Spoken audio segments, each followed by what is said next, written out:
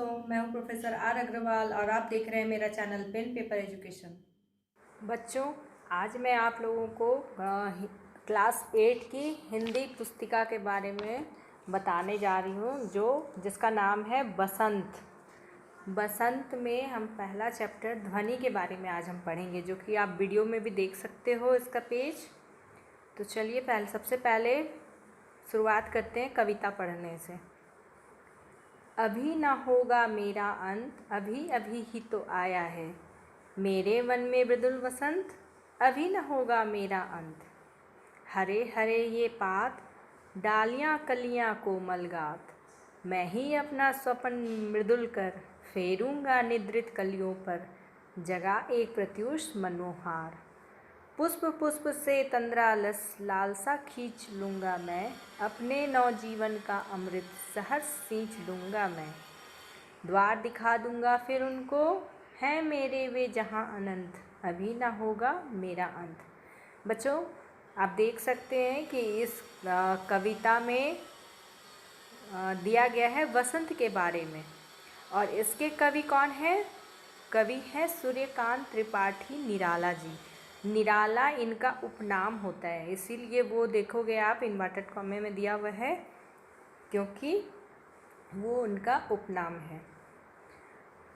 बच्चों, अब वीडियो को अंत तक ज़रूर देखना, और तभी तुम्हें समझ में आएगा कि कवि इन पंक्तियों में क्या कहना चाहते हैं। अब हम शुरू करेंगे कविता का सार, यानी कि कविता में कवि कहना क्या चाहते हैं। तो लिखने का तरीका सबसे पहले मैं आपको बताऊंगी। जब भी आप किसी कविता का भावार्थ लिखो, सार लिखो, तो लिखना चाहिए प्रस्तुत पंक्तियाँ। अब फिर जो कविता का जो शीर्षक है वो आप दे दीजिए कि उस शीर्षक कविता से ली गई है, और उस कवि का नाम बताइए कि किस कवि ने इस कविता को लिखा है। तो चलिए मैं अब शुरू करती हूँ। प्रस्तुत पंक्तियाँ ध्वनि शीर्षक कविता से ली गई हैं। कविता की इन पंक्तियों में कवि निराला जी के अंतर्मन की आवाज़ को दर्शाया गया है। अंतर्मन यानी मन की बात। इन पंक्तियों के द्वारा कवि ने मानव को अपने जीवन में कभी भी निराश नहीं होने की प्रेरणा दी है। यानी वो मनुष्य को बोलते हैं कविता के माध्यम से कि वे कभी निराश न हों। उनका कहना है कि हमें कठिनाइयों में भी निरंतर आगे बढ़ते रहना चाहिए।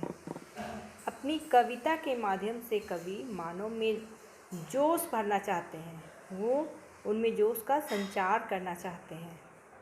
तो अब बच्चों, हम चलते हैं पहले 4 लाइन जो लिखी हुई है कविता की, उसका अर्थ जानने की कोशिश करते हैं। तो पहला 4 लाइन क्या है? अभी न होगा मेरा अंत, अभी अभी ही तो आया है मेरे वन में मृदुल वसंत, अभी न होगा मेरा अंत।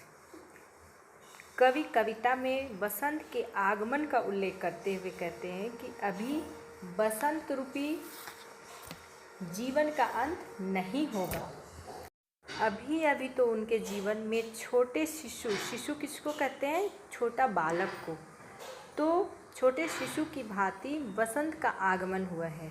जिस प्रकार बसंत के आने से प्रकृति हरी भरी हो जाती है, पेड़ों में नई नई पत्तियां निकल आती हैं। आप देखे होंगे मार्च या फरवरी के महीने में कितनी सुंदर सुंदर कोमल कोमल छोटी छोटी पत्तियां निकल आती हैं पेड़ों में, और बहुत सारे रंग बिरंगे फूल भी खिलने लगते हैं। तो इससे क्या हो जाती है? प्रकृति हरी भरी हो जाती है, और रंग बिरंगे फूल खिलने से प्रकृति बहुत ही खूबसूरत हो जाती है। तो ठीक उसी प्रकार कवि के मन रूपी वन में, यानी उन्होंने अपने मन को वन यानी कि जंगल का, पेड़ पौधों से जो भरा हुआ रहते हैं, उसका एग्जाम्पल दिया है। तो मन रूपी वन में उत्पन्न मृदुल यानी कि कोमल बसंत का अभी अंत नहीं होगा। यानी कि कवि कहते हैं इन पंक्तियों में कि जब बसंत की शुरुआत हुई है तो वो अभी कुछ दिन तक रहेगा। यानी कि उनके जीवन में अगर एक शिशु का, एक बालक का आगमन हुआ है, तो बालक ऐसा थोड़ी है कि कहीं चला जाएगा या ख़त्म हो जाएगा, वो रहेगा यहाँ पे। तो उसी प्रकार बसंत भी अभी ख़त्म नहीं होगा। अभी मन हम कवि का या व्यक्ति का हरा भरा है, प्रफुल्लित है, तो वो अभी रहेगा। अब आगे हम देखेंगे, आगे की 5-6 पंक्तियां हैं, उसमें कवि ने क्या लिखा है। हरे हरे ये पात, डालियां कलियां कोमल गात, मैं ही अपना स्वप्न मृदुल कर, फेरूंगा निद्रित कलियों पर, जगा एक प्रत्युष मनोहर। इन पंक्तियों में कवि बसंत के माध्यम से हरी हरी पत्तियों की तुलना नई पीढ़ी यानी कि जो युवा वर्ग हैं, जो नई पीढ़ी आगे देश को अग्रसर करने वाले हैं, उनसे करते हैं। जिस प्रकार बसंत के आगमन से पेड़ हरे एवं नए कोमल पत्तों से भर जाते हैं, उनमें कोमल कोमल पत्तियां एवं फूलों की कलियां खिलने लगती हैं। ऐसा लगता है मानो शीत ऋतु में सोई कलियां बसंत के आने से नींद से जाग उठती हैं। ठीक उसी प्रकार कवि निराला जी भी युवाओं के भीतर बसे आलस्य को भगाकर उसमें नई चेतना, नई जोश भर देना चाहते हैं। कवि चाहते हैं कि जिस प्रकार बसंत ऋतु आता है तो पेड़ पौधों में नई नई पत्तियों का सृजन होता है, नई नई कलियां खिलने लगती हैं। ठीक उसी प्रकार युवाओं में अगर जोश होगा, कुछ नया करने की चाहत होगी, तो वो क्या करेंगे, देश में कुछ नवीनता कर सकेंगे, कुछ नवीनता ला सकेंगे। जिस प्रकार प्रकृति का सृजन बसंत ऋतु में होता है, तो ये कवि बहुत ही प्रेरणादायी कविता लिखे हैं। तो इसे हमें अपने जीवन में ज़रूर उतारना चाहिए और इससे कुछ ज़रूर सीखना चाहिए कि हम भी कुछ नया करें और पूरे जोश और पूरे उत्साह के साथ करें। अब आगे की 2 लाइन हम देखते हैं। पुष्प पुष्प से तंद्रालस, लालसा खींच लूँगा मैं, अपने नवजीवन का अमृत सहर्ष सींच दूँगा मैं। इन पंक्तियों में कवि आगे कहते हैं कि जिस प्रकार पुष्प रात में सोए रहने के बाद सुबह एक सुंदर पुष्प की भांति खिल उठते हैं, ठीक उसी प्रकार युवाओं को भी कवि पुष्प की संज्ञा देते हैं, यानी युवाओं को भी पुष्प की भांति नया एक सुंदर फूल दिखाई देता है। वो चाहते हैं कि युवा भी एक पुष्प के समान रहें और उनकी आँखों में जो नींद रूपी आलस्य है वो हटाकर उन्हें एक जागरूक इंसान बनाना चाहते हैं।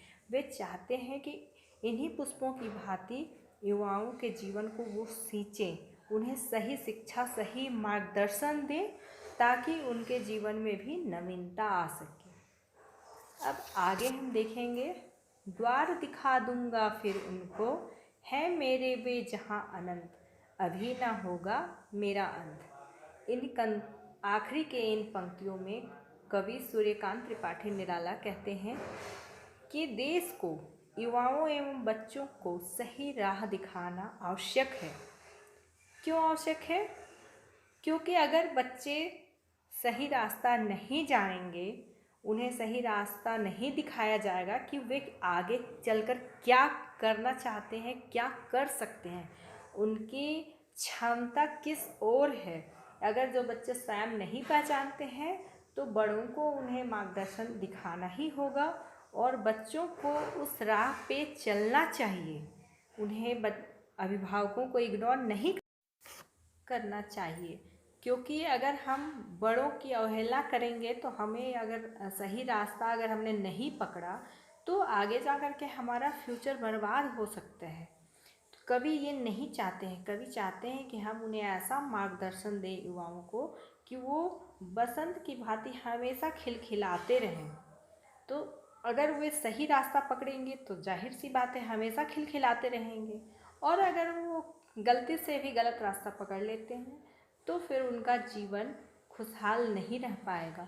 इसीलिए कवि चाहते हैं कि बच्चों को सही रास्ता दिखाना आवश्यक है।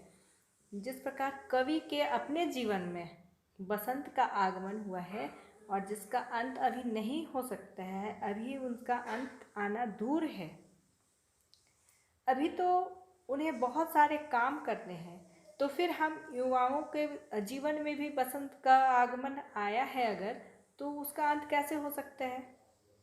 उसका भी अंत अभी बहुत दूर है। अभी तो युवाओं को भी बहुत सारे कार्य करने हैं।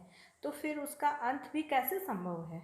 तो देख रहे हैं बच्चों इन पंक्तियों में कि कवि सूर्यकांत त्रिपाठी निराला जी ने कितनी खूबसूरती से बसंत का भी वर्णन कर दिया है और उसी बसंत की तुलना हमारे देश के युवाओं से भी किया है। और उन्होंने बताया कि जिस प्रकार प्रकृति का सृजन वसंत में होता है, ठीक उसी प्रकार अगर बच्चों में भी नवीनता का सृजन किया जाए तो हमारे देश में भी हमेशा बसंत खिलता रहेगा।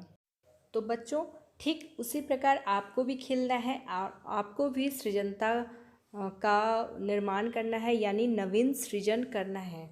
आपको भी उस योग्य बनना है कि आपके जीवन में भी हमेशा बसंत का आगमन रहे, कभी पतझड़ नहीं आए।